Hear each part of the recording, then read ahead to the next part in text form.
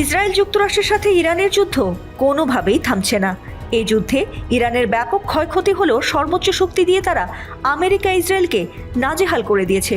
এমনকি ইসরায়েলের আয়রন ডোম থেকে শুরু করে আমেরিকার গুরুত্বপূর্ণ সামরিক রাডারও ধ্বংস করে দিয়েছে ইরান। আমেরিকার আধুনিক অস্ত্রের সামনে চোখে চোখ রেখে যুদ্ধ চালিয়ে যাচ্ছে ইরান। ইরানের বাহিনী আইআরজিসি জানিয়েছে তারা এক চুলও ছাড় দেবে না শত্রুদের, আর তাই নিজেদের সবচেয়ে আধুনিক ক্ষেপণাস্ত্র ব্যবহার করে হামলা চালাতে তারা প্রস্তুত রয়েছে। এবং ট্রাম্পের যুদ্ধবিরতির প্রস্তাব তারা নাকচ করে দিয়ে এবার ভয়ঙ্কর অস্ত্র সামনে আনার ঘোষণা দিয়েছে বিপ্লবী গার্ড বাহিনী আইআরজিসি। জীবন থাকতে দখলদারদের হাতে নিজেদের সঁপে দেবে না ইরান। সব শক্তি ফুরিয়ে আসুক, তবুও প্রাণপণে লড়ে যাবে ইরানি যোদ্ধারা।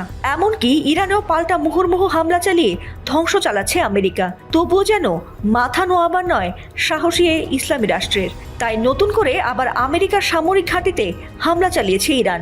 তবে এবার কেবল ব্যালিস্টিক মিসাইল নয়, বরং চলমান এই যুদ্ধে প্রথমবারের মতো হাইপারসনিক মিসাইল হামলা চালিয়েছে তারা। আইআরজিসি জানিয়েছে মার্কিন সামরিক ঘাঁটি এবং সামরিক সহায়তা কেন্দ্রগুলোকে লক্ষ্য করে এই শক্তিশালী ক্ষেপণাস্ত্র ও ড্রোন ব্যবহার করে তারা হামলা চালিয়েছে।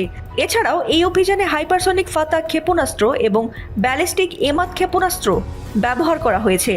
এছাড়াও আরব আমিরাতের আল দাফরা বিমান ঘাঁটিতেও ড্রোন হামলা চালিয়েছে ইরান। আর সেই হামলায় একটি মার্কিন স্যাটেলাইট যোগাযোগ কেন্দ্র, সতর্কীকরণ এবং ফায়ার কন্ট্রোল রাডারও ক্ষতিগ্রস্ত হয়েছে।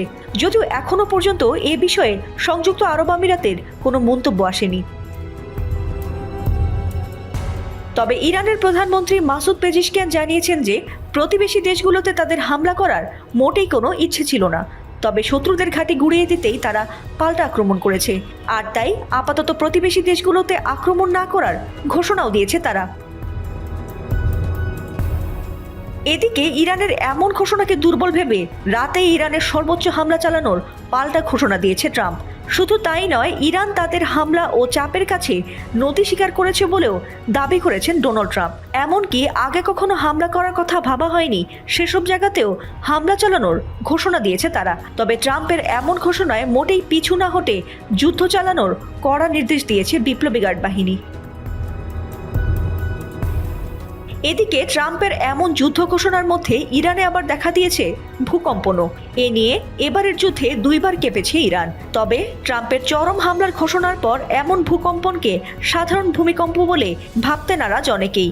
অনেক বিশ্লেষকেরই ধারণা, গোপনে হয়তো নিজেদের পারমাণবিক শক্তি যাচাই করছে ইরান, যাতে করে অস্ত্র ফুরিয়ে এলেও নিজেদের সর্বোচ্চটা দিয়ে বীরের মতো লড়তে পারে তারা।